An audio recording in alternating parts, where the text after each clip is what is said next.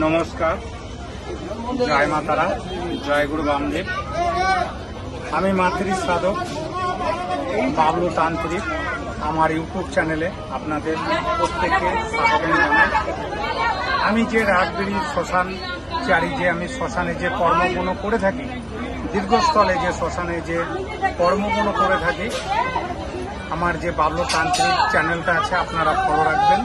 এবং আজকে যে বিষয়টা নিয়ে কথাটা বলতে চাইছি বাবা, কৌশিক অমাবস্যা এটা বছরে একবার আসে এবং যে বামদেব সমাধি মন্দির, এখানে মায়ের শিলা মন্দির শেখ সিমনতলা, যেটা আপনারা অনেকে জানেন না, অনেকে দেখুন, আমি দর্শন করাচ্ছি।